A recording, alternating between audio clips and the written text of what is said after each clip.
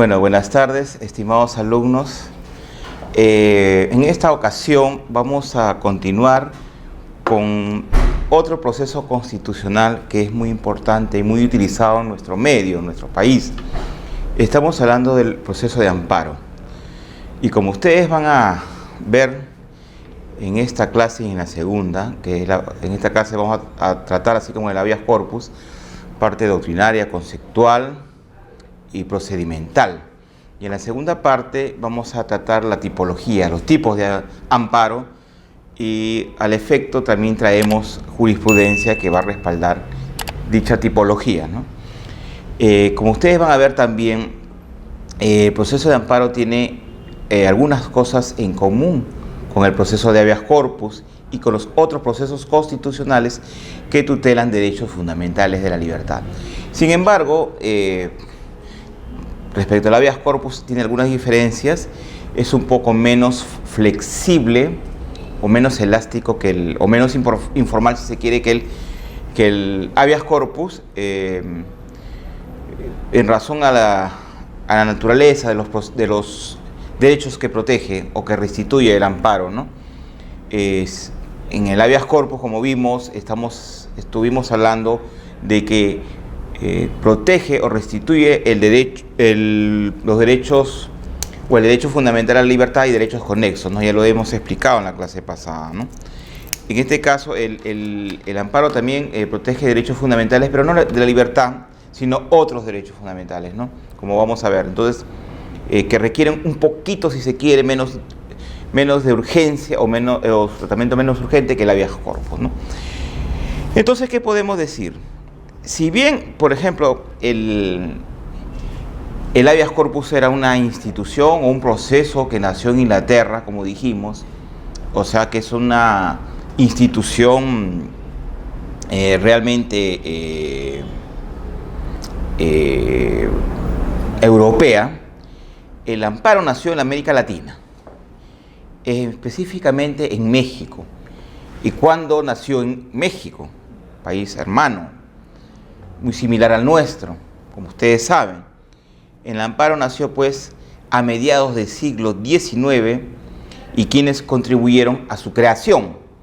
Contribuyeron pues Manuel Crescencio Rejón en la Constitución del Estado de Yucatán de 1841, ¿no? Que les invito a revisar, ¿no? Muy bien. También, ¿quién contribuyó a la creación del amparo? Mariano Otero, mexicano como el anterior, en el documento denominado Acta de Reforma expedida en el año de 1847. Y así como los constituyentes de 1856 y 1857, que lo consagraron definitivamente en la Constitución Federal Mexicana. ¿De qué año? Del año de 1857. Muy bien. Entonces, pues, como repito, el amparo es de raigambre o creación latinoamericana, ¿no? Se puede decir al respecto que el amparo es una de las pocas instituciones jurídicas que nace en Latinoamérica. Muchas de las que conocemos actualmente han nacido en Europa y más atrás en Roma y en Grecia, ¿no? Pero esta es una institución eminentemente latinoamericana creada hace 2 siglos, como han podido ver. Reconocidos los Estados Unidos y Europa como sitios de dinámica y producción del derecho, América Latina siempre se ha conformado como un sitio de estática, de recepción del derecho. Hemos recibido siempre instituciones jurídicas de diversas partes del mundo, ¿no? Sin embargo, con el amparo se tiene la particularidad de que nació eminentemente en México, en Latinoamérica, para contribuir a la tutela de derechos fundamentales en el mundo. Muy bien. ¿Y qué podemos decir del amparo en el Perú? En el Perú nació por primera vez en 1916 con la ley 223. Más adelante, en nuestro país fue regulado por distintas leyes, sin alcanzar una figura independiente del habeas corpus. Es decir, que antes habeas corpus y amparo eran tutelaban de derechos similares, ¿no? Poco a poco se fue esto delimitando y cada uno protege, si bien es cierto, derechos fundamentales o constitucionales, pero son derechos fundamentales o constitucionales de distinta naturaleza. Y antes no tenía el objeto de protección que ahora lo tiene. Y como vamos a ver más adelante, vamos a detallar qué es lo que protege el amparo. Recién en la Constitución de 1979 del Perú, esta institución es definida como tal, es decir, ahí se dio la denominación de lo que se conoce como proceso de amparo, y luego esta fue reglamentada, esta institución o este proceso constitucional, mediante la ley 23.506, que se denominaba en ese entonces Ley de Habeas Corpus y Ley de Amparo del año de 1982. Muy bien, entonces, y ya si bien es cierto, la Constitución del 79 lo elevaba ya al amparo a rango constitucional, lo reconocía como un proceso constitucional de tutela de derechos fundamentales.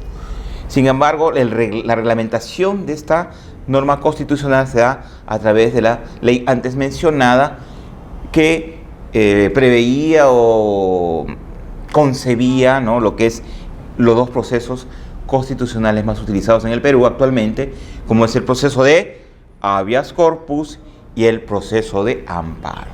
Muy bien. ¿Y qué podemos decir sobre amparo? ¿Cómo podemos definirlo? El proceso de amparo, señores, procede contra el hecho u omisión por parte de cualquier funcionario o persona que vulnere o amenaza los derechos fundamentales o derechos constitucionales. Es decir, yo puedo interponer un amparo, cuando alguna persona, algún funcionario, una autoridad o persona natural o persona jurídica, igual que el habeas corpus, vulnera o amenaza alguno de mis derechos, ¿no? Algunos de mis derechos básicos que hemos mencionado.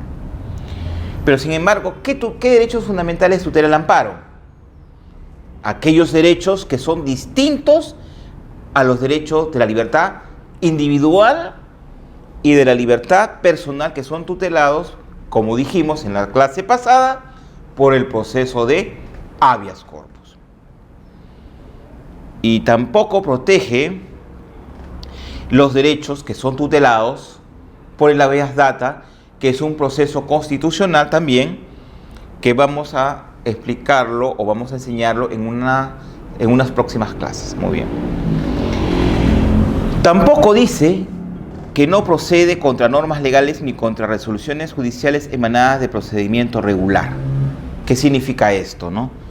Que yo no puedo interponer un amparo cuestionando la aplicación de una norma ni contra resolución judicial cuando esta resolución judicial ha sido emanada en procedimiento regular. Contrario sensu, sí puedo interponer un amparo contra resoluciones judiciales cuando estas son emanadas de un proceso irregular, en un proceso donde se vulneran derechos fundamentales de naturaleza sustantiva y derechos fundamentales de naturaleza procesal, como acontecía, ¿se acuerdan ustedes?, en el proceso de habeas corpus. Muy bien, por eso se habla de que existe un habeas corpus, como repito, contra resoluciones judiciales, y existe un amparo contra resoluciones judiciales.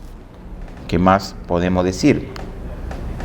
Como ustedes saben, siempre debajo de algunas de nuestras diapositivas citamos algunas sentencias del Tribunal Constitucional, alguna jurisprudencia que nos va a servir para reforzar estos conceptos y las cuales les invito a revisar. Muy bien, muy bien.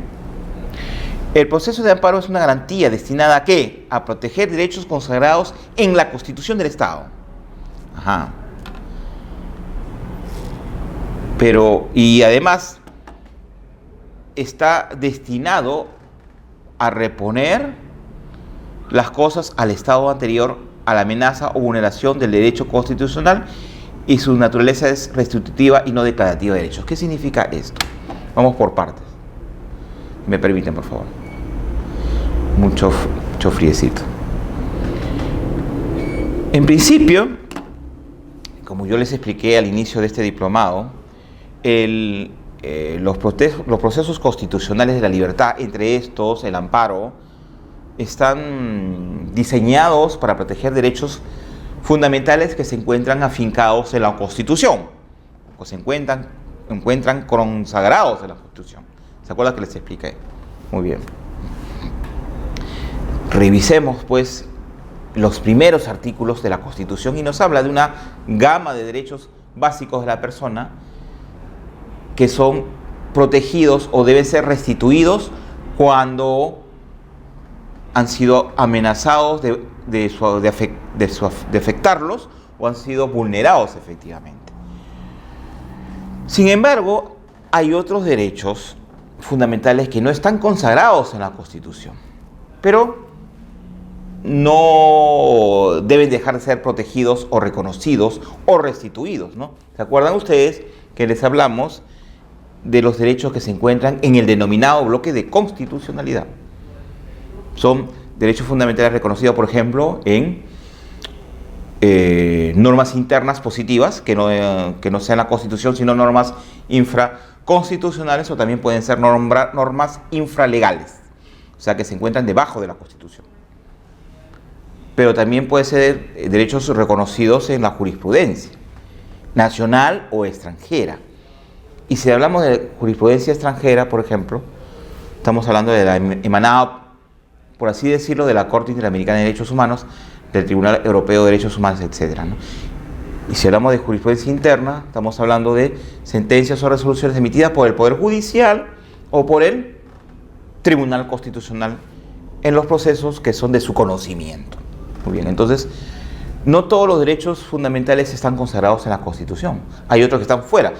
Por ejemplo, el derecho a prestar voluntariamente el servicio militar obligatorio se encuentra previsto, como ustedes recordarán y habrán revisado, en uno de los incisos del artículo 25 del Código Procesal Constitucional. Entonces, es un derecho a ser protegido, ¿no? A prestar voluntariamente el servicio militar obligatorio. Ya lo dijimos en clases pasadas. Otro, el plazo razonable del proceso, ¿no? No está en la Constitución, donde ha sido desarrollado en la jurisprudencia del Tribunal Constitucional. Muy bien. Entonces, ¿y cuál es el objeto del amparo? Reponer las cosas al estado anterior a la afectación del derecho fundamental. Es decir, que si yo interpongo un amparo, cuando se afecta mi derecho, busco que la afectación cese, que ya no continúe afectándose mi derecho y que se me reponga al estado anterior donde yo gocé del derecho fundamental materia de una demanda de amparo. Y su naturaleza es restitutiva, es decir, me restituye, me repone en el ejercicio del derecho fundamental o constitucional afectado o vulnerado o amenazado. No creo derechos, no declaro derechos. No creo derechos porque estos ya están creados, están reconocidos por el legislador, ¿no es cierto? Tampoco sirve el amparo para hacer extensivo los derechos o los alcances, de una norma legal a quienes no están expresamente comprendidos en ella, ¿no? Tampoco sirve para ello, sino, como repito, para reponer, restituir un derecho afectado o un derecho vulnerado. ¿Y cuál es la finalidad del amparo, señores? Es un proceso autónomo y la finalidad es protección de los derechos fundamentales. Ya lo hemos dicho, tutela, protección, restitución. ¿Frente a qué? A violaciones actuales o amenazas. Ajá. En estos momentos, por ejemplo, se me está afectando un derecho fundamental, yo hago uso del proceso de amparo para que se me reponga mi derecho, el ejercicio de mi derecho afectado. Si se me priva del ejercicio de un derecho fundamental, que sea distinto al derecho a la libertad personal o derechos conexos, interpongo para que se me reponga en el ejercicio de ese derecho. Pero también procede frente a amenazas. ¿Ustedes se acuerdan en el habeas corpus? De amenaza cierta, inminente, igual, los mismos requisitos, ¿no? Amenaza cierta, ¿no? Conocimiento seguro, certero de que se va a afectar mi derecho. Y además inminente, que va a suceder dentro de poco, ¿no? Prontamente. Muy bien. Entonces el amparo sirve para proteger de forma o de manera formal y material mis derechos, ¿no? ¿Y quién lo restituiría? Hemos dicho, nuestro sistema compartido de justicia constitucional. ¿Se acuerdan de nuestro esquema? Si quiere, la próxima clase lo explicamos de nuevo, ¿no? Prima facie conoce los procesos constitucionales de libertad que tutelan derechos fundamentales. ¿Se acuerdan los 4? Hacemos un recordatorio. Habeas corpus, amparo, habeas data y cumplimiento. Los 4 protegen derechos fundamentales o restituyen derechos fundamentales. Primero, ¿dónde?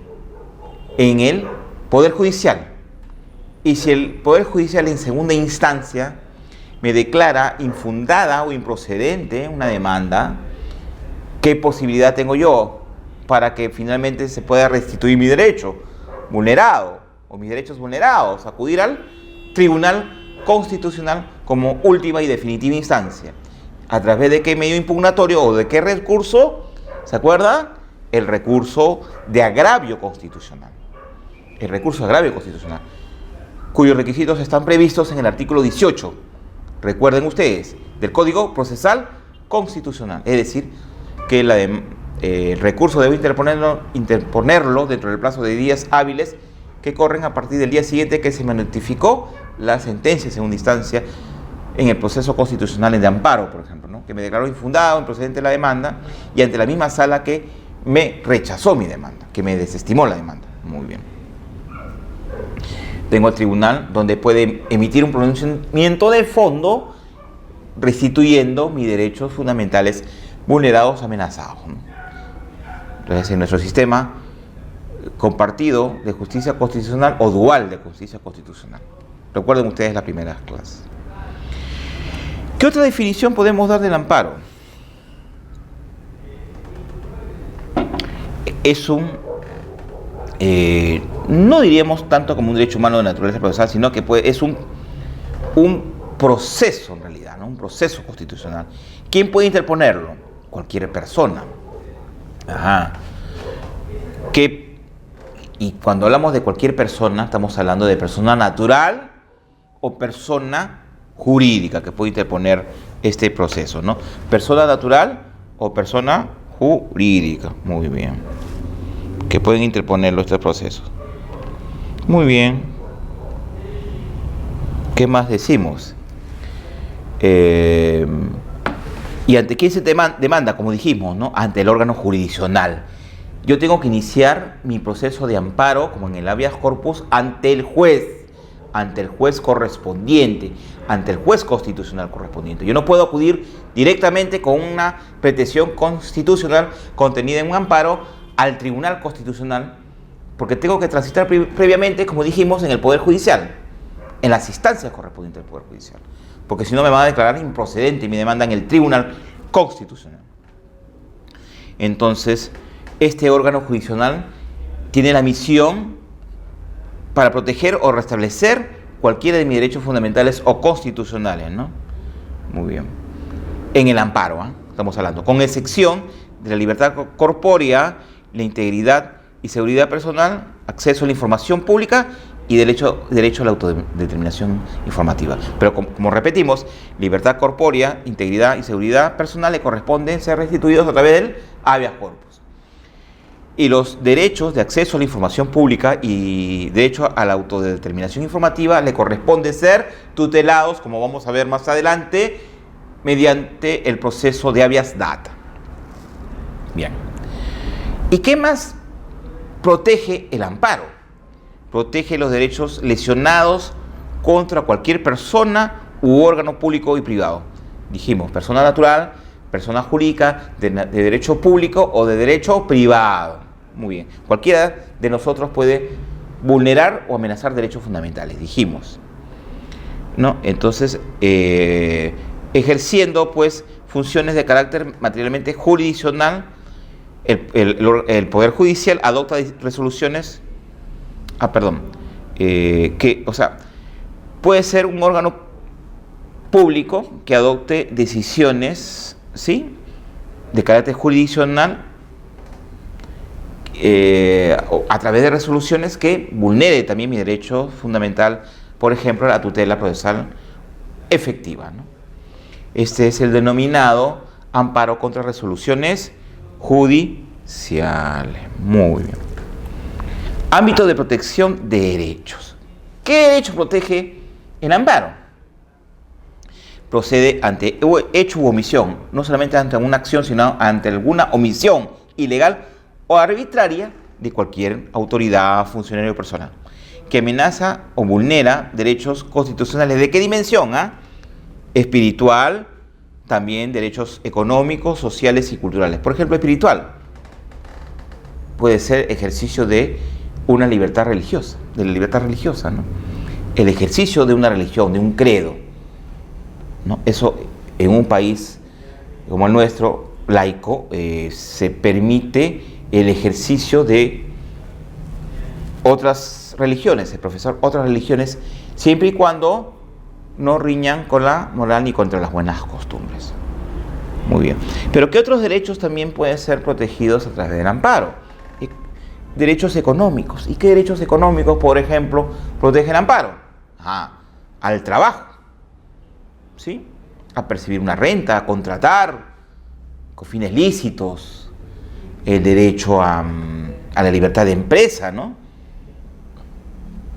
Sí, en fin, derechos de naturaleza patrimonial, a contratar, a alquiler de algún inmueble, en fin. Sociales.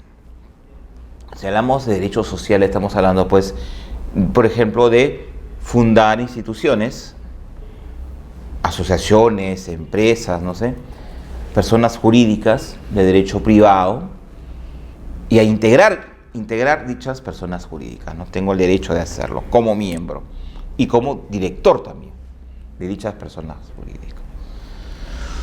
Y si hablamos de derechos culturales, ¿de qué estamos hablando, no? Puede ser a la educación, a recibir una educación, ¿sí? Derecho a creación artística, ¿no? Por ejemplo, a ejercer la pintura, no sé, a hacer cine, en fin, ¿no? A las manifestaciones artísticas diversas, ¿no? Por ejemplo, también dentro de lo económico podemos concebir el derecho al trabajo, a recibir una pensión de jubilación. Es un derecho económico, ¿no?, que también tiene que ver con el derecho social de una manera, ¿no? Derechos sociales también. Puede ser también se proteja mi derecho como persona al goce de algún beneficio que el Estado me pueda dar, ¿no? Entonces, un derecho social, ¿no? En fin, alguna prestación del Estado, por ejemplo, ¿no? También el amparo se utiliza contra cualquier órgano público o privado que, ejerciendo funciones jurisdiccionales, adopta resoluciones con violación del derecho a la tutela procesal efectiva y al debido proceso también se puede incluir, ¿no?, que incluye a su vez derechos fundamentales de naturaleza procesal. ¿Se acuerdan lo que hablamos en el habeas corpus? Acá puede ser derecho igualmente a la defensa en un proceso civil o penal también, se puede cuestionar un proceso penal a través de un amparo, derecho a la doble instancia, a la debida motivación de resoluciones judiciales, a un juez predeterminado por ley, en fin, a la prueba, igualmente que en el habeas corpus, ¿no? Hay una similitud, se asemejan el habeas corpus contra resoluciones judiciales y el amparo contra resoluciones judiciales en muchos aspectos. Muy bien, sigamos. ¿Qué naturaleza jurídica tiene el amparo, señores? Es acción y proceso, ¿no? La garantía constitucional, el amparo se caracteriza ¿por qué? Acción y proceso. Eso es lo que yo quiero precisar, igual que erróneamente, bueno, también la Constitución lo dice así, técnicamente erróneo, de que se habla de acción de amparo, acción de habeas corpus, y no se habla con propiedad jurídica, al decir, pues, o se debe decir que es proceso de amparo, proceso de habeas corpus. El proceso de amparo se inicia mediante una acción. Yo acciono a través del órgano jurisdiccional constitucional correspondiente, ¿no? Juez civil, por ejemplo, mediante una demanda, ¿no? Interpongo mi demanda.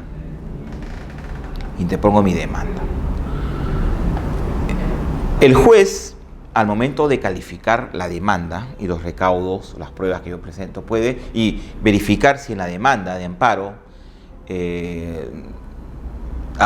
hay indicios de afectación o de amenaza de derechos fundamentales, va a admitir a trámite la demanda, ¿no?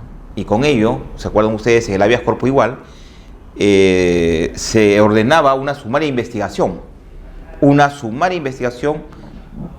Se emitía pruebas, se emplaza a los demandados para que contesten o absuelvan su demanda, ¿no? Entonces, cuando se admite una demanda de amparo de habeas corpus, ya estamos hablando de que ya nació el proceso. Con la admisión de demanda nació el proceso. Nace el proceso. Por eso que ya de acción se convierte en proceso. Entonces lo adecuado es proceso de amparo, proceso de habeas corpus, proceso de habeas data y proceso de cumplimiento. ¿Y cuáles son las características de este proceso de amparo? Es inalienable, no puede transmitirse a terceros, ¿no? Es decir, que el demandante es el afectado, el agraviado, o puede actuar en el proceso a través de un apoderado, pero quien es la parte inmaterial, la que va a ser beneficiada o favorecida con la estimación de una demanda de amparo, es el propio afectado en su derecho fundamental y no otro. No se puede transmitir a terceros, como podría acontecer en un proceso ordinario, ¿no? Que yo puedo ceder mis derechos a terceros, ¿no? Por ejemplo, a través de una sucesión procesal, en un proceso civil, ¿no? O cedo mi posición de parte en el proceso a otro tercero. Esto no acontece en el proceso de amparo, ¿no? El proceso me va a beneficiar a mí, me va a favorecer el resultado del proceso a mí, únicamente a mí como titular de la demanda. También el amparo es irrenunciable. Por tratarse de un derecho humano, no puede celebrarse un acto jurídico unilateral y bilateral por medio del cual se renuncia a la acción específica de amparo. Yo no puedo renunciar a la pretensión constitucional contenida en mi demanda de amparo, ¿no? Acá tampoco procede el abandono, ¿no? El abandono tampoco no procede en el amparo, ¿no? Es universal. Todo ser humano tiene derecho al amparo, a interponer amparo, y no interesando su nacionalidad, su sexo, edad, raza, ideología, orientación sexual, capacidad civil y cualquier otra circunstancia, ¿no? Precisamente, de repente, uno de estos derechos inherentes a la persona puede ser vulnerado, más bien, ¿no? Y entonces yo puedo interponer un amparo para que se restituya mi derecho, ¿no? Mi derecho no sé, uno de estos, a la orientación sexual, por ejemplo, ¿no? En el amparo dijimos anteriormente que no procede el abandono, pero sí puedo desistirme de la demanda, ¿no? Sí funciona el desistimiento. Inviolable. El amparo no se suspende ni se restringe por ningún motivo, ni siquiera bajo estado de excepción. El proceso de amparo debe existir siempre, porque es un mecanismo idóneo para tutelar derechos fundamentales cuando son amenazados o vulnerados. ¿Se acuerdan ustedes en el habeas corpus que explicamos sobre los estados de excepción, emergencia y sitio, ¿no? Recuerden, ¿no? Emergencia por catástrofes naturales o por alguna crisis, por ejemplo, social, ¿no? Delincuencia, alta delincuencia. Entonces, o por estado de sitio, de invasión externa. Durante estos estados de excepción no se puede suspender el amparo, porque precisamente el amparo, como el habeas corpus, pueden servir para que se me restituya un derecho vulnerado precisamente en este estado de excepción o de sitio. El amparo es eficaz, es un recurso idóneo porque debe ser capaz de proteger derechos constitucionales de modo efectivo, de modo eficaz, de modo, además, diría yo, célere, rápido, antes que el derecho invocado en la demanda se torne en, ¿qué? Se torne en irreparable, ¿no? Antes que se consuma la afectación, tengo la posibilidad de interponer un amparo.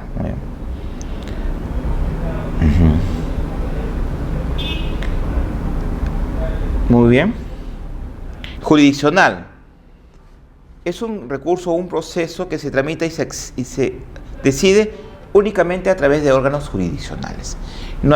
No puedo acudir a otro mecanismo, por ejemplo, al mecanismo del centro de conciliación o arbitraje, no. Esto lo decide, o sea, la restitución de un derecho fundamental amenazado o vulnerado lo decide el órgano jurisdiccional. El Poder Judicial, repito, en nuestro sistema de justicia constitucional, el Poder Judicial es el primero encargado, el que primero que tiene el deber de restituir un derecho fundamental amenazado o vulnerado. Y si no lo hace, tenemos al Tribunal Constitucional para que lo restituya este derecho fundamental, ¿no? Entonces, o es el Poder Judicial o en su defecto el Tribunal Constitucional quien va a restituir un derecho fundamental amenazado o vulnerado. Muy bien. Características procesales del amparo. Hemos hablado de las características generales, ¿no? Muy bien. ¿Qué más podemos decir al respecto? El amparo es un proceso cuya tramitación se inspira en los siguientes principios. Principio de celeridad, ya dijimos, ¿no? Se debe tramitar y resolver en el más corto tiempo posible, porque si no sucede así, el derecho alegado puede tornarse en irreparable, es decir, se consumó totalmente la afectación, ¿no? O se hace más grave la afectación. Principio de bilateralidad. Es un proceso bilateral, ¿no? Entonces existe, pues, demandante y demandado en este proceso de amparo, ¿no? Muy bien. Entonces, yo emplazo al demandado y él tiene derecho a hacerse oír por juez, a contestar la demanda, a absolver. Puede llenarse, puede reconocer que afectó y restituir el derecho, o puede negarlo, ¿no? Y como tal, ofrecer pruebas al igual que el demandante. El demandante, repetimos, puede ofrecer pruebas que acrediten la afectación del derecho fundamental amenazado o vulnerado. El demandado le conviene o tiene la obligación de presentar pruebas que acredite que no amenazó ni afectó derecho fundamental alguno. Principio de preferencialidad, ¿qué significa? Se tramita y se resuelve antes que cualquier otro proceso judicial. En el amparo, el juez de amparo, el juez civil o el juez constitucional que conoce el amparo debe darle preferencia al proceso de amparo o al proceso constitucional de amparo antes que los procesos ordinarios que están en su seno. En nuestro sistema todavía no existe una especialidad plena o completa, ¿no? Es mínima. Pues un juez civil o un juez mixto conoce amparo y a la vez procesos ordinarios, por ejemplo, desalojo, o sea, obligación de dar suma de dinero, entre otros, ¿no? Entonces, ¿A qué debe darle prioridad en resolver? Al amparo. ¿Por qué? Porque protege derechos fundamentales básicos, importantes. Principio de iniciativa, instancias de parte. ¿Quién es el que está legitimado para interponer la demanda? Siempre el afectado de su derecho fundamental, el agraviado, ¿no? Y excepcionalmente puede interponer la Defensoría del Pueblo cuando se trata, pues, por ejemplo, de derechos difusos, ¿no? Derechos básicos o fundamentales difusos. Principio de definitividad. El amparo no procede si no se ha agotado la vía previa. A diferencia del habeas corpus, puede que si yo cuestiono a través del amparo una resolución administrativa, debo agotar los recursos o los medios impugnatorios en vía administrativa de forma que pueda restituirse antes que en el amparo, ¿no? Si ahí ya no se restituyó mi derecho fundamental, puedo acudir al amparo, ¿no? Y no de forma prematura. Principio de agravio personal directo solo procede contra lesiones ciertas, concretas, palmarias, objetivamente personales y no ilusorias. Tiene que ser afectaciones reales, amenazas reales, no ilusorias, imaginarias, potenciales, ¿no? Sino reales. Principio de procedencia constitucional. El amparo solo se dirige a proteger el contenido constitucionalmente protegido del derecho invocado, ¿no? Es decir, solamente aquellos derechos que tengan relevancia o contenido constitucional y no otros de contenido legal, que pueden ser protegidos o a través de procesos ordinarios, distintos al amparo. El principio de prosecución oficiosa interpuesta la demanda, dijimos, ¿se acuerdan hace un rato? No cabe el abandono. El demandante sí puede desistirse de su pretensión mediante acta que firmará ante él secretario cursor del juzgado correspondiente. Principio de no simultaneidad. La demanda si es declarada improcedente, si el agraviado ha recurrido previamente a otro proceso judicial para pedir tutela respecto de su derecho constitucional. No hay vías paralelas. Es decir, si yo interpuse una demanda de amparo en el juzgado 1 con una pretensión constitucional, y si acudo al juzgado 2 con la misma pretensión, eso es procedente, la segunda pretensión. En todo caso, el juez del segundo juzgado deberá remitir todo lo actuado al primero para que se acumulen, o en todo caso declarar improcedente la demanda. ¿Por qué? Porque dos fallos en dos procesos constitucionales similares pueden devenir en contradictorios o implicantes. Por ejemplo, en el juzgado 1 se puede declarar fundada una demanda y en el juzgado 2 infundada una demanda. ¿Cuál fallo resulta aplicable? Entonces, a fin de evitar estos problemas jurídicos de efectos de sentencias o problemas de efectos de sentencias, lo ideal y lo recomendable y lo válido es que se tramite una pretensión en un solo juzgado. Hay abogados que tienen una mala praxis, lamentablemente, que juegan a ruleteo, ¿no? Interpongo demandas en diversos juzgados a ver en dónde me liga, dice. En esta de repente me liga, en esta no. Entonces, esa mala praxis tiene que ser erradicada, ¿no? Que afecta al proceso mismo, por ser inconducente, antitécnico, malicioso, etc. ¿Qué más? ¿Qué otro principio tenemos en este momento? El principio de tramitación escrita y de defensa cautiva. La demanda de amparo se tramita por escrito con los requisitos señalados por ley y debe ser autorizada por abogado. Haciendo un parangón, dijimos, con el habeas corpus en algunos casos, ¿no? Que nos va a ilustrar y nos va a hacer recordar el otro proceso también. El habeas corpus se puede interponer por escrito, verbal ante el secretario del juzgado que levantar un acta, por fax, a través de medios electrónicos diversos, ¿no? Entonces, manuscrito, ¿no? Con la sola firma del demandante o de quien demanda en favor del agraviado, ¿no? Ese es en el habeas corpus. En el amparo no puedo interponer una demanda con esas mismas características, ¿no? Es un poquito más formal el amparo. El amparo mi demanda tengo que interponerla por escrito con los requisitos de ley. ¿Cuáles son los requisitos? Los requisitos mínimos, ¿no? al juzgado donde se dirige, nombre del demandante, domicilio real procesal, pretensión, el petitorio, ¿qué es lo que yo pretendo a través de mi demanda de amparo, ¿no? Que se me restituya un derecho fundamental vulnerado, por ejemplo. Tal derecho, señalo, ¿no? El petitorio, fundamentos de hecho, fundamentos jurídicos y una parte final de medios probatorios, anexos si ustedes quieren. Algo similar como acontece en una demanda civil. Entonces es un poquito más formal, más riguroso que el habeas corpus. Y además, a diferencia del habeas corpus, en el amparo mi demanda debe contener firma ¿de qué? Del abogado. Hay defensa cautiva. En el habeas corpus, como ustedes recuerdan, no es necesaria la firma de abogado. Es recomendable, pero no necesaria. En amparo sí o sí. Muy bien. Principio del fondo sobre la forma. Tanto los jueces como el TC, o sea, los jueces del Poder Judicial como el Tribunal, como del Tribunal Constitucional, tienen obligación de adecuar las formalidades procesales al logro de los fines procesos. ¿Se acuerdan en las clases iniciales del principio de informalidad, elasticidad? ¿No? Cuando un formalismo es de más un ritualismo jurídico, muy usado por los abogados, no sirve al logro, más bien entorpece, debe ser erradicado, ¿no?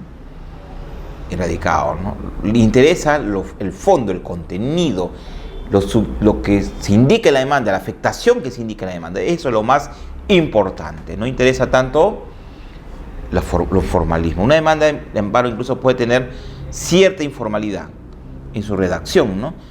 Mezclar hechos con fundamentos jurídicos, como usualmente sucede lamentablemente, pero eso no le quita la posibilidad de que pueda ser restituido un derecho que contiene esa demanda, ¿no? Entonces hay un poquito también de elasticidad en ese sentido, un poquito de informalidad. Contenido constitucionalmente protegido, algo también que es similar a lo señalado en el proceso de habeas corpus y en los otros procesos constitucionales que tutelan derechos que vamos a explicar más adelante. Muy bien. Dijimos, ¿no? Debe proteger derechos fundamentales reconocidos expresamente en la Constitución, en la norma fundamental, en la Carta Fundamental. Y derechos de origen legal que no se encuentran referidos a su contenido constitucionalmente protegido, ¿no? Y también protege derechos que no están reconocidos en la Constitución, sino dentro del denominado bloque de constitucional antes explicado.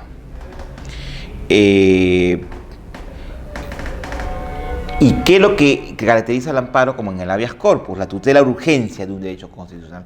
Porque si uno lo tutela de manera urgente, eficaz, célere, este derecho, como repito, se va a tornar en irreparable. Muy bien. Lo que se quiere es evitar que se lleve a esta vía extraordinaria asuntos ajenos al contenido relevante y esencialmente constitucionalmente protegido. Esencial, constitucionalmente protegido del derecho invocado, lo que puede resolverse por las vías judiciales ordinarias y específicas. El amparo es un proceso subsidiario. Antes era alternativo, ahora es subsidiario, ¿no? ¿Qué es lo ideal? En realidad es que en la vía igualmente satisfactoria, que es la vía civil ordinaria, por ejemplo, la vía ordinaria, se proteja o se restituye un derecho fundamental. Eso es lo ideal. De no acontecer eso, de no poder encontrarse una vía que restituye un derecho, tengo la posibilidad de acudir al amparo. Muy bien. Por eso se habla del carácter residual del amparo, ¿no? Que no se puede acudir a este proceso cuando existe una vía judicial paralela, igualmente satisfactoria, que pueda proteger de forma oportuna y eficaz los derechos afectados, ¿no? Se entiende por vía paralela todo proceso judicial distinto al amparo. Distinto al amparo, por ejemplo, si en un proceso civil, hablando del amparo, se puede restituir un derecho fundamental que esté contenido incluso en la Constitución, si ahí se puede hacer, ya no acudir a la vía extraordinaria del amparo, sería innecesario, ¿no? El amparo solamente queda destinado para proteger ese derecho que no puede ser protegido en ningún otro proceso, sea cual sea su naturaleza. Por eso se habla de vía igualmente satisfactoria. Por eso también se dice que el primer obligado a proteger un derecho fundamental es el juez o los jueces del Poder Judicial a través de los procesos judiciales ordinarios. Es el primer obligado. Por ello se dice, pues, que el juez ordinario al proteger o tutelar un derecho fundamental se convierte en juez constitucional. Y las vías, y solo en los casos en que tales vías ordinarias no sean idóneas, no sean satisfactorias y eficaces para la tutela o cautela de un derecho, es decir, si esa vía ordinaria no es idónea, no puede satisfacer o restituir un derecho fundamental, o cuando por necesidad de tutela urgente, es decir, que yo no, o sea, dada la afectación en tal magnitud, que yo no puedo, que acudir al proceso ordinario significaría demora y irreparabilidad del derecho, tengo para acudir al amparo, que es más, se reputa como un proceso más célere, más rápido y eficaz. Es decir, si la vía ordinaria no puede proteger mi derecho, o si por razón de tiempo, por la urgencia, este derecho puede tornarse irreparable, debo acudir al amparo recién. ¿Y quién debe probar esto? ¿Quién debe probar que el amparo es la vía idónea y es la vía urgente y más célere que va a restituir el derecho? ¿Quién debe probar esto? El demandante. ¿A través de qué? De medios probatorios. ¿No? Muy bien. ¿Qué más tenemos? Derechos protegidos. Los previstos en el artículo 37 del Código Procesal Constitucional. Ustedes ya lo saben, ¿no? Por ejemplo, la igualdad, no ser discriminado por razón de origen, sexo, raza, orientación sexual, religiosa, opinión, condición económica, social, idioma, etcétera, ¿no? El ejercicio público de cualquier confesión religiosa, información, opinión, expresión, la libre contratación, hablábamos de derechos económicos. ¿Qué más tenemos? A la creación artística e intelectual y a todos ellos. Les invito a leer el artículo 37 de forma detenida del Código Procesal Constitucional, donde se va a señalar qué derechos proteges y qué derechos no protege el amparo. Derecho que carece de sustento constitucional directo o no está referido a los aspectos constitucionalmente protegidos del mismo, ¿no? O sea, no protege un derecho legal. Un derecho, por ejemplo, si poníamos en el habeas corpus alimentos, es un derecho legal. No es competencia del amparo proteger o otorgar pensión de alimentos. A quien le corresponde al juez civil o juez de paz letrado a través del proceso de alimentos que se tramite en la vía sumarísima. Muy bien. Este es el contenido de la demanda. ¿Qué contiene la demanda de amparo? Designación del juez ante quien se interpone. Decíamos que es por escrito, ¿no? Nombre, identidad y domicilio del procesal demandante, ¿sí? El nombre de domicilio del demandado, según lo que dice el Código Procesal Civil, la relación enumerada de los hechos donde se relate la afectación de forma cronológica, histórica, lógica, ¿no? A partir de cuándo se afectó mi derecho, ¿no? Si se sigue afectando, quién lo está afectando, dónde está siendo afectado, el tiempo, etcétera, etcétera, ¿no? ¿Y qué derechos son afectados, ¿no? Estos mis derechos son afectados, ¿no? Puedo señalar los derechos que están en la Constitución, la fundamentación jurídica, puedo señalar normas diversas, internas, positivas, jurisprudencia nacional, extranjera, del Poder Judicial, del Tribunal Constitucional, de la Corte Interamericana de Derechos Humanos, etc., ¿no? El petitorio, que puede ser también puesto al inicio, ¿no? Depende del estilo, ¿no? ¿Qué es lo que yo pretendo a través, ¿no? de esta demanda? Que se me restituya mis derechos fundamentales, tales derechos fundamentales que han sido vulnerados, ¿no? La firma del demandante, su representante apoderado y del abogado. En el amparo, a diferencia del habeas corpus, sí se necesita. Si yo no puedo acudir personalmente, puedo hacerlo a través de un apoderado, mediante un poder por acta, por ejemplo, ante el juzgado, o puede ser también un poder a través, poder notarial, ¿no? En empresa, si una empresa es la que demanda, la escritura pública, donde indique la representación del demandante, ¿no? Muy bien. ¿Qué más tenemos? Plazo de interponer la demanda. En el habeas corpus no había plazo, no hay plazo. En el amparo sí hay plazos. El artículo 44 del Código Procesal Constitucional nos habla de plazo de 60 días hábiles de producir afectación o siempre que se haya tenido conocimiento del acto lesivo efectivo, 60 días hábiles, ¿no?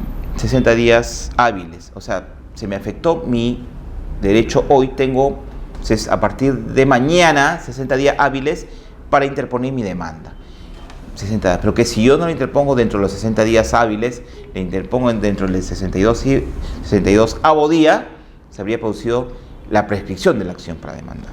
Por un tema de seguridad jurídica, pues, ¿no? No puede estar ventilándose esto mucho tiempo. Muy bien. ¿Qué más? En igual que el habeas corpus, el amparo se puede interponer contra resoluciones judiciales emitidas al interior de un proceso ordinario. ¿Qué proceso puede ser?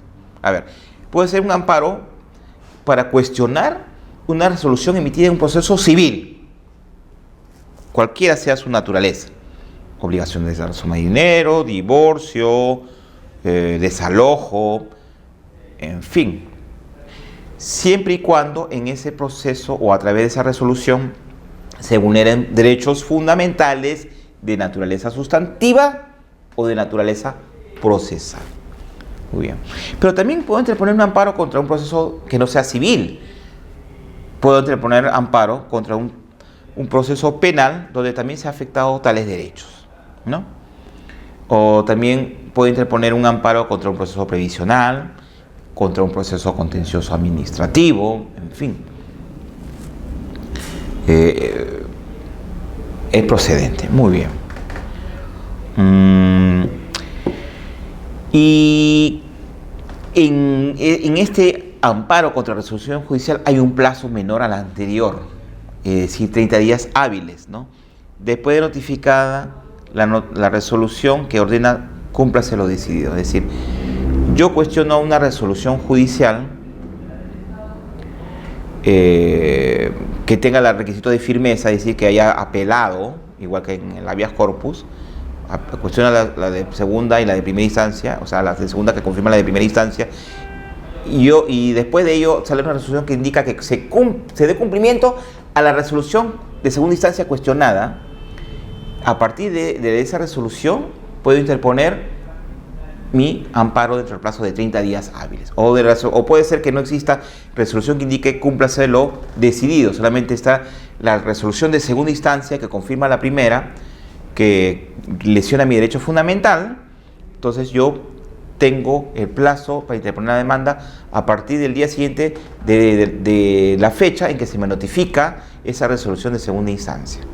Es decir, tengo plazo de 30 días desde la notificación, a partir del día siguiente de la notificación de la resolución que indica cúmplase lo decidido, o a partir del día siguiente de la resolución de segunda instancia que lesiona o confirma la lesión mi derecho fundamental al interior de un proceso judicial. Juez competente. ¿Quién es competente para conocer el amparo? Juez civil o mixto del lugar donde se afectó el derecho o donde tiene su domicilio principal el afectado a elección del demandante. En el habeas corpus, ¿se acuerdan ustedes que podía ser competente cualquier juez penal de la República? Acá no. Acá es competente el juez del lugar donde se afectó o se amenazó el derecho fundamental. Ese juez es el único competente. O también es competente el juez del lugar donde domicilia el demandante, donde domicilia el afectado. Y si tiene varios domicilios, se tendrá pues uno de ellos, ¿no? Entonces yo puedo interponer la demanda donde se afectó mi derecho o donde yo tengo mi domicilio, ¿no? Es elección mía. Aquí no se admite prórroga de la competencia por ello, ¿no? Acá yo no puedo interponer un amparo en un lugar distinto donde se afectó mi derecho o distinto a donde yo domicilio. Muy bien. El artículo 48 habla de las causales de inadmisibilidad del amparo, ¿no? El juez declara inadmisible en la demanda. En el habeas corpus es muy poco frecuente que se declare inadmisible. Acá sí puede declararse inadmisible una demanda, ¿no? Y el juez otorga el plazo, o deberá otorgar el plazo de 3 días hábiles que se corren a partir del día siguiente en que se notifique la resolución que declara inadmisible mi demanda de amparo. 3 días, para que yo subsane esa inadmisibilidad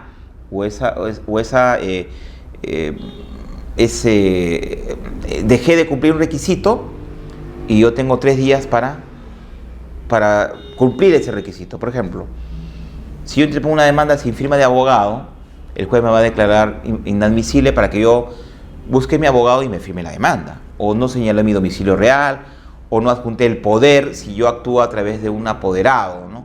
Indico en la demanda, interpongo mi demanda a favor de alguien o en representación de alguien, entonces no se advierte poder ni escritura pública, entonces el juez declara inadmisible para que se subsane eso, presentando el poder dentro del plazo de 3 días.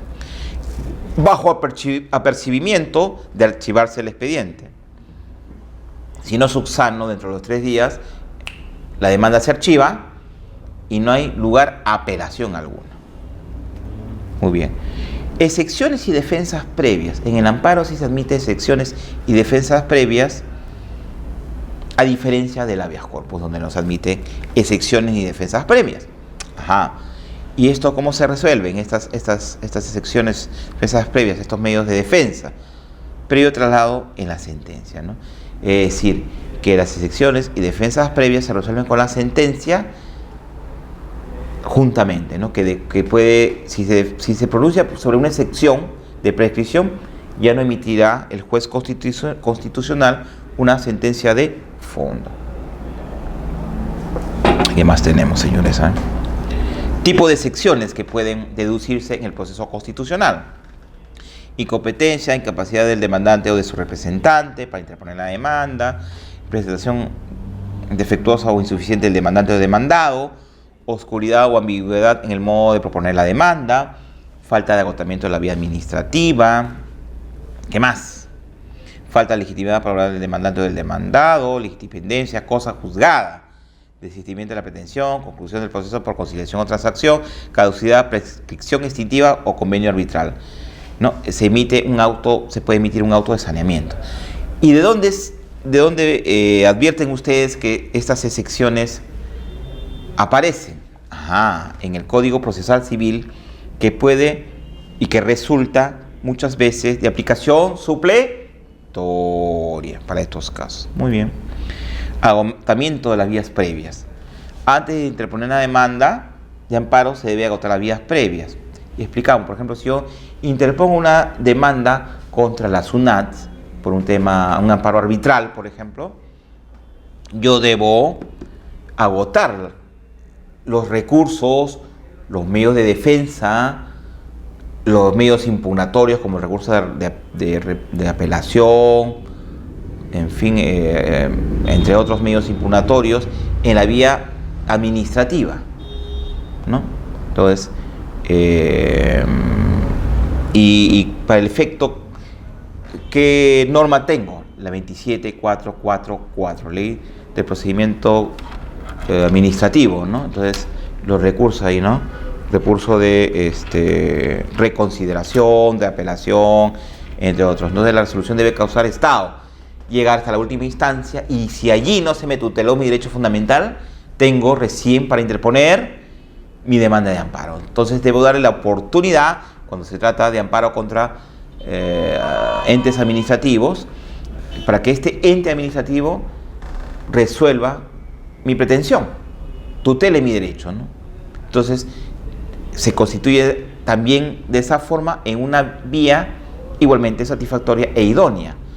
Entonces, al resolver esta entidad administrativa o dándole la oportunidad, ya no es necesario que yo acuda al proceso de amparo, ¿no? Ya le di la oportunidad para que restituya mi derecho. Muy bien. Esto es en virtud del artículo 46 del Código Procesal Constitucional, ¿no?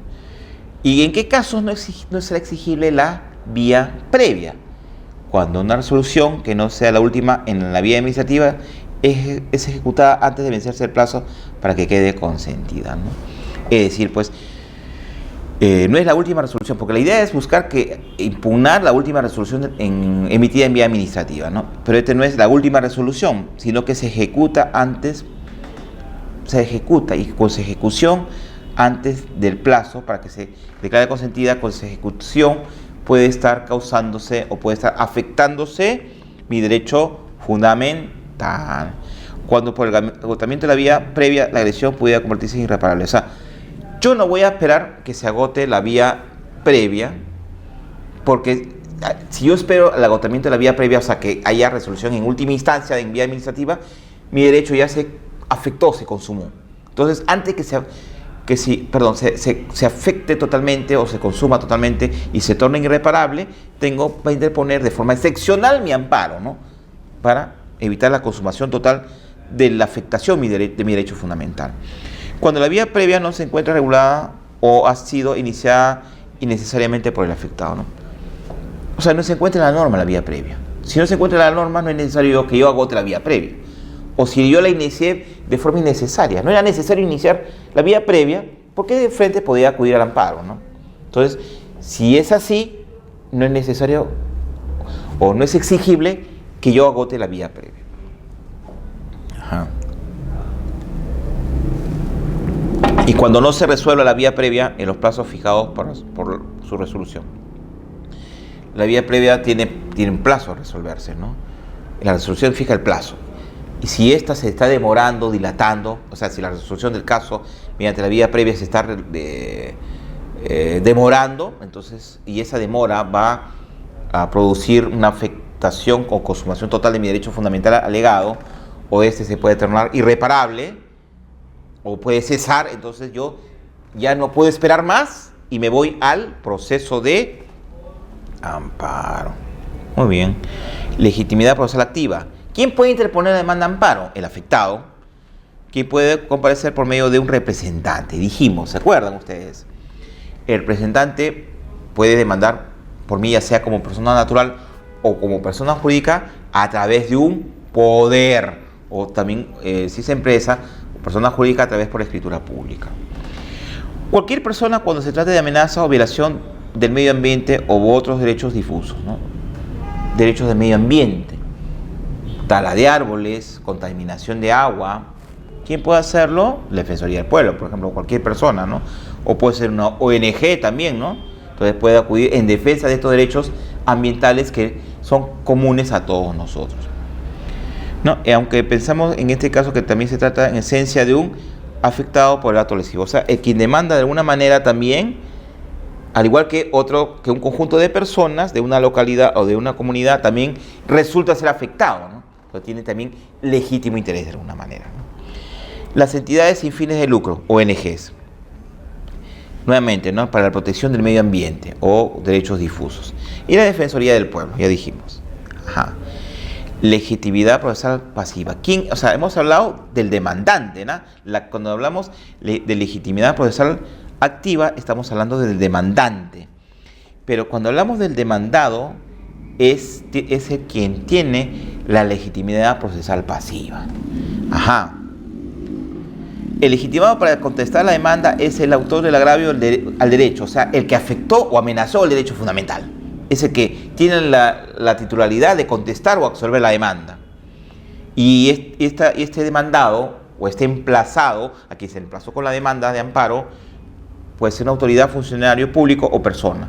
Repetimos, persona natural o jurídica de derecho público o de derecho privado.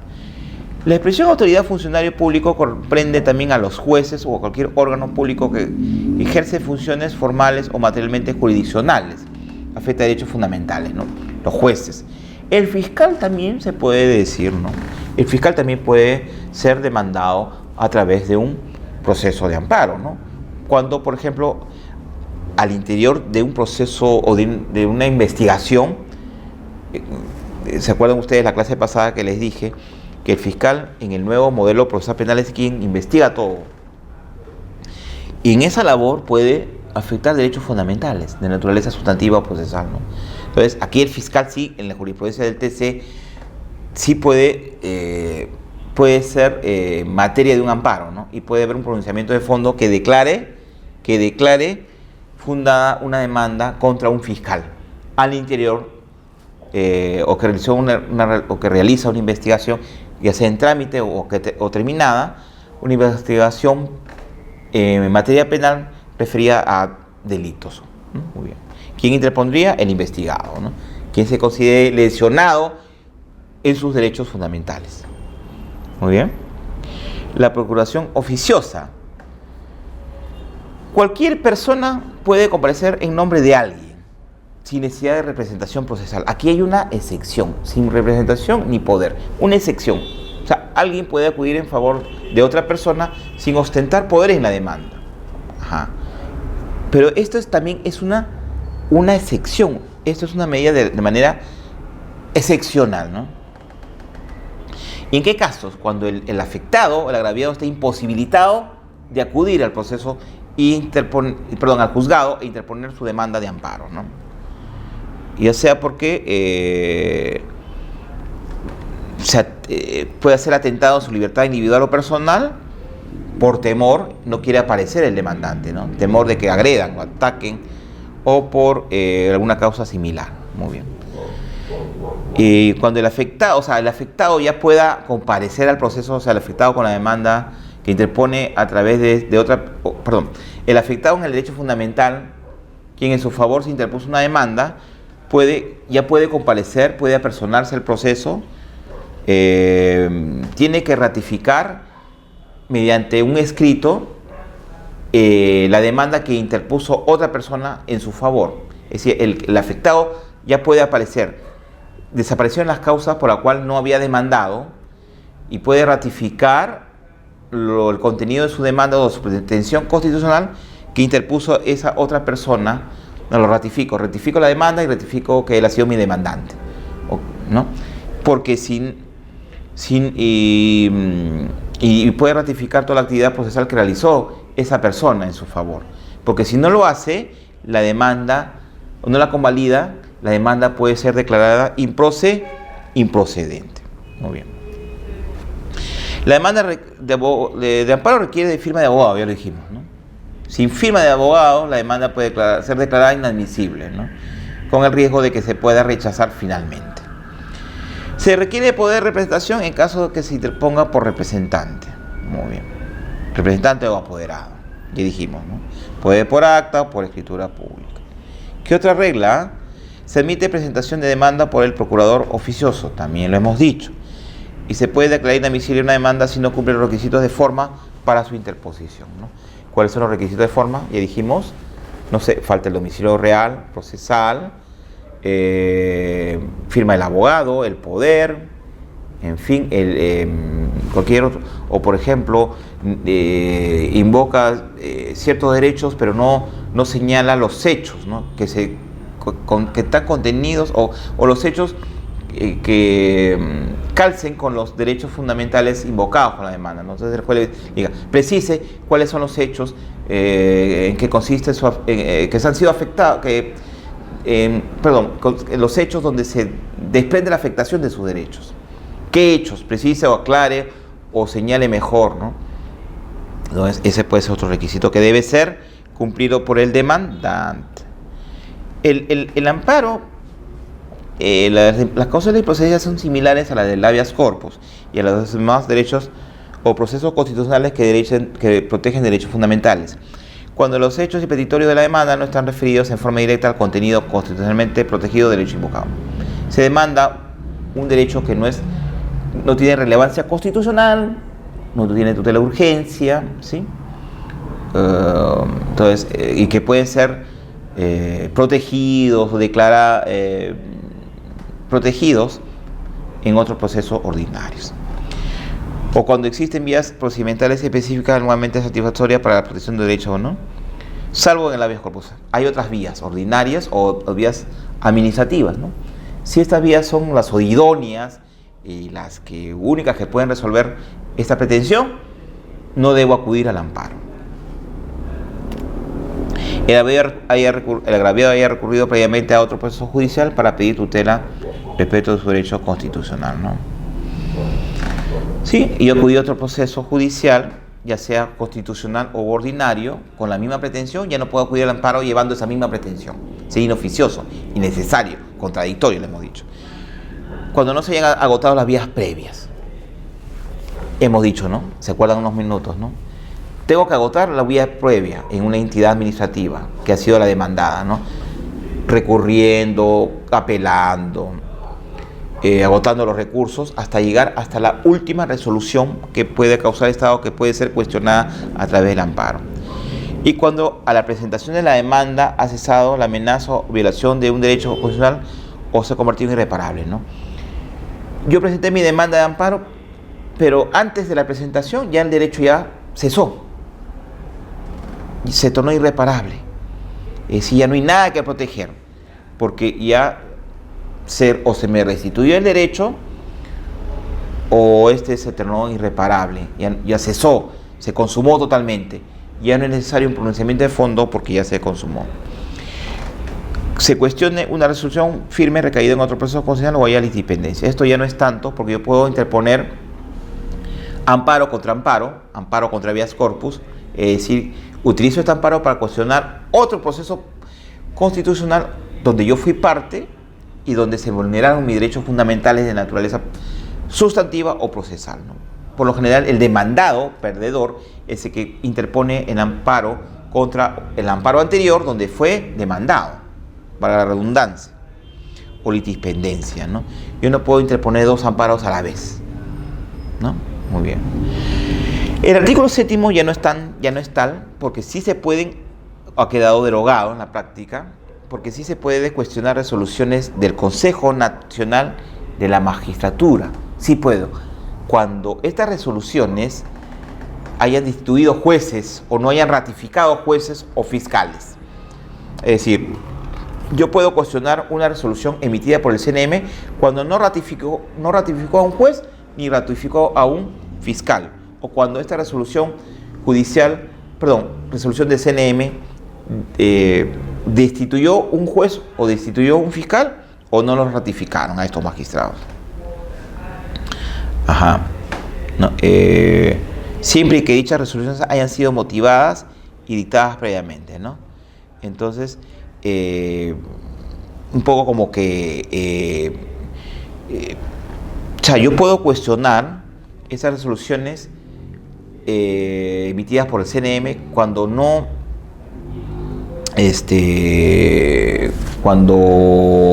estén debidamente motivadas, sustentadas, o cuando no se le permitió al magistrado una entrevista o hacer uso de su derecho de defensa a través de informes, de alegaciones presentadas de forma oral ante los miembros del CNM. Ausencia de etapa probatoria, al igual que el habeas corpus, ¿se acuerda? En el proceso de amparo no hay audiencia de pruebas. ¿Y por qué? Por su naturaleza, ¿no? ¿Y cuál es su naturaleza? De restituir de forma célere, rápida y eficaz un derecho fundamental o derechos fundamentales afectados antes de que estos se tornen en irreparables o se consumen, o cuya afectación se consuma totalmente, ¿no? Entonces, no hay audiencias, lo único que hay informes en segunda instancia en el Poder Judicial, no hay audiencias, pero no significa que las partes deban presentar pruebas. El demandante presentará pruebas que acrediten su afectación, la afectación de sus derechos alegados en la demanda, y el demandado presentará pruebas de que no afectó derechos fundamentales que se invoca en la demanda. El juez, si estas pruebas no le son suficientes o requiera de otras pruebas para formarse convicción, puede solicitar a las partes o a terceros que las tengan, ¿no?, para resolver la controversia constitucional. Ajá. Pero son pruebas ¿de qué? De actuación inmediata, ¿no? Porque si son pruebas complejas, que requieren una actuación compleja, larga, que demande tiempo, eso no es posible, ¿no? Son pruebas, se habla por eso que son pruebas de actuación inmediata. El juez se puede constituir en lugar de los hechos también para averiguar o para indagar si se afectó efectivamente los derechos invocados en la demanda. Bueno. Entonces el juez de oficio puede actuar pruebas u otras pruebas que él considere necesarias para formarse convicción en virtud y resolver en virtud de su criterio de conciencia. Ajá, ¿qué más tenemos? Acá hay un pequeño... Bueno, acá nos saltamos, acá hay un error en la diapositiva. Se cuestiona resolución, dice que es improcedente una demanda, dice la norma, cuando se cuestionen resoluciones emitidas por el Jurado Nacional de Elecciones en materias electorales, de referéndum o de otro tipo de consultas populares bajo responsabilidad. Eso no es ya no es así, eso queda derogado, porque sí se puede cuestionar resoluciones del CNM en materia de elecciones cuando estas resoluciones vulneren de derechos fundamentales al interior de este procedimiento tramitado por el Jurado Nacional de Elecciones. ¿Qué más? Se trata de conflictos entre entidades de derecho público interno, ¿no? Esto puede ser resuelto a través de la vía correspondiente, ¿no? O si ha vencido el plazo de 30 o 60 días para interponer la demanda, días hábiles, ha vencido el plazo y es imposible que yo pueda interponer mi demanda de amparo, por lo cual se va a declarar improcedente por extemporánea, ¿no? Salvo en el habeas corpus. En el habeas corpus no hay plazo, como dije. ¿Y qué puede contener una sentencia que declare fundada una demanda de amparo? Ajá. Identificación del derecho constitucional vulnerado o amenazado. ¿Qué derecho es? Si yo erróneamente invoco en mi demanda un derecho fundamental y en realidad es otro derecho fundamental el afectado, esto puede ser subsanado por el juez en su sentencia, por el juez constitucional en su sentencia. ¿Se acuerdan ustedes? En virtud del principio iura nubi curia, ¿no? Muy bien. Declaración de nulidad de la decisión, acto o resolución que hayan impedido el pleno ejercicio de mis derechos fundamentales, ¿no? Que son materia de protección. Entonces, declara nulidad de una resolución, por ejemplo, judicial, administrativa que afecta derechos fundamentales, mis derechos fundamentales. Y ordena que el juez o la autoridad administrativa emita una resolución, una nueva resolución, en virtud de la decisión que se adopte en la sentencia constitucional de amparo. Que se restituya o se restablezca el goce de mi derecho fundamental que ha sido vulnerado, ha sido afectado, ¿no? Y que las cosas vuelvan al estado anterior, donde yo gocé de mi derecho fundamental. O sea, se permita que goce nuevamente de ese derecho que ha sido, que se me ha impedido de hacerlo, ¿no? Vuelva a gozar del derecho que se me impidió de gozarlo, por decirlo de alguna manera, ¿no? Y la orden y definición precisa de la conducta a cumplir con el fin de hacer efectiva la sentencia, ¿no? ¿Qué es lo que decirle al agresor o al demandado qué es lo que debe hacer para que se restituya efectivamente mi derecho fundamental amenazado o vulnerado, ¿no? Incluso hay sentencias que dan plazos. ¿Qué plazos? 10 días hábiles, por ejemplo, ¿no?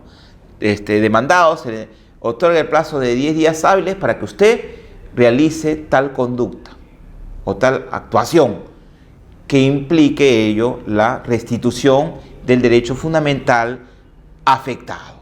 Se le otorga un plazo. Muy bien. ¿Qué más tenemos? Costas y costos. Si la sentencia declara fundada la demanda, se impondrán costas y costos que el juez establezca a la autoridad, funcionario o persona demandada, ¿no? Ajá. ¿Qué significa esto, no? Por ejemplo, se puede pedir que pague, por ejemplo, algunas tasas judiciales o para el pago de honorarios del abogado, en fin. Esto no es muy usual en el amparo, ¿no? Es casi como una excepción, ¿no? El Estado se le puede ser condenado al pago de costos, ¿no? Muy bien, para el pago de honorarios del abogado, ¿no? Lo que no está expresado en la ley, en el código, respecto a los costos, se regula según lo previsto por los artículos 410 al 419 del Código Procesal Civil. Como ustedes van a seguir viendo, el Código Procesal Civil se aplica de manera supletoria ante el vacío o defecto del Código Procesal Constitucional. Muy bien. Apelación. Ajá. La sentencia que se emita al interior de una demanda de amparo puede ser apelada. ¿Se acuerdan ustedes de nuestro esquema? Si el juez en sede judicial emite una sentencia o una resolución que declara fundado improcedente una demanda, el que se considera agraviado puede interponer recurso de apelación a partir del tercer día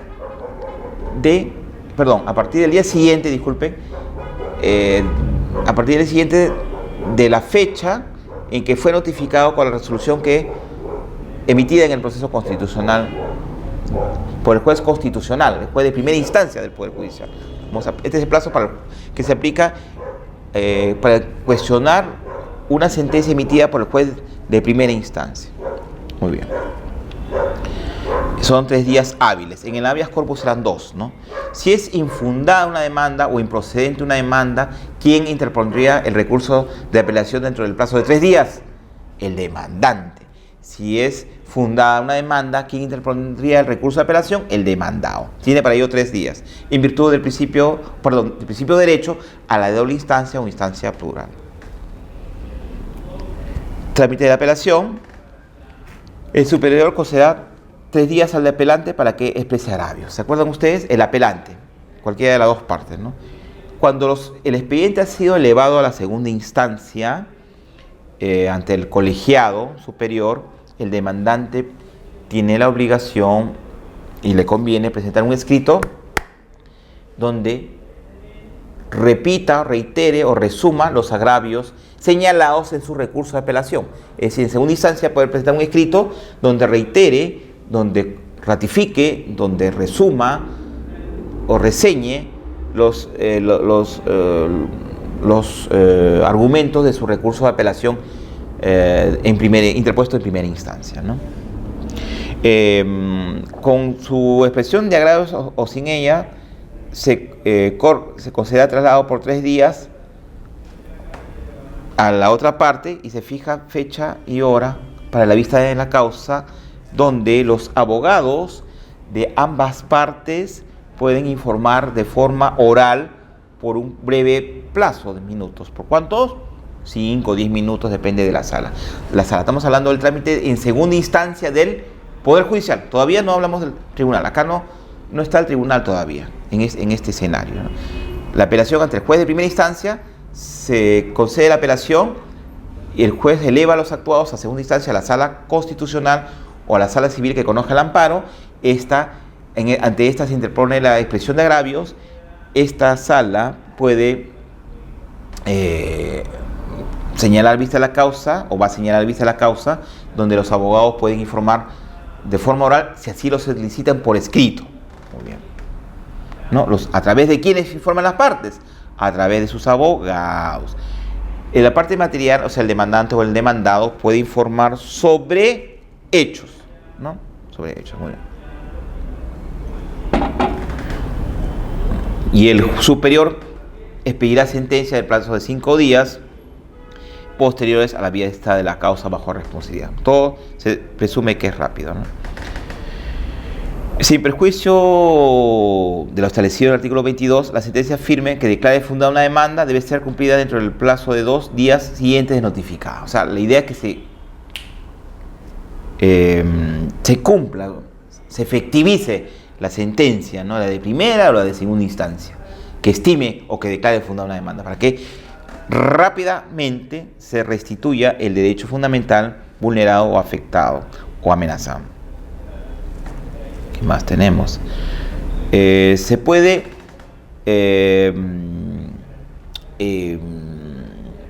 exigir la represión de actos lesivos homogéneos, ¿no? Es decir, la persona tiene una sentencia estimatoria, fundada, ¿no? Y le ordena al agresor que se restituya el derecho afectado, ¿no? Si el agresor o el demandado no cumple con ello, o mejor dicho, restituyó parcialmente el derecho, lo restituye, pero más adelante restituye el derecho alegado, o más adelante sobreviene otra actuación de parte del agresor que afecte nuevamente este derecho, o un derecho similar, o análogo, homólogo, sin necesidad de acudir a un nuevo proceso constitucional, el agraviado, el afectado en su derecho, puede solicitar al juez de ejecución que reprima este acto lesivo homogéneo para que su derecho pueda ser restituido, ¿no? ¿No? En virtud pues de lo mismo, de lo que caracteriza los procesos constitucionales: celeridad y eficacia, rapidez. Muy bien. Bueno, esto sería en la parte general conceptual de lo que son los amparos. En la próxima clase vamos a explicar ya la parte de la tipología, es decir, los tipos de amparo, igualmente siempre con un recorrido al aspecto procesal, que no es útil, que no es importante, y nada, ¿no? Y además jurisprudencia, ¿no? Jurisprudencia, y igualmente vamos a hacer, en lo que corresponda, una comparación con el proceso de habeas corpus, ¿no? Para que se tenga una idea más clara de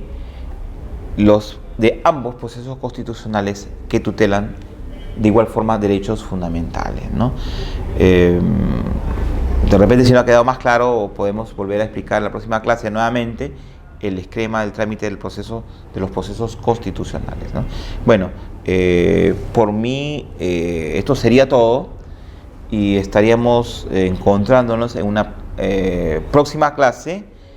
Igualmente, como siempre, agradezco su atención, agradezco la voluntad de poder aprender, y esperemos que estas clases sirvan para ir reforzando, conociendo, ampliando sus conocimientos en materia constitucional. Muchas gracias.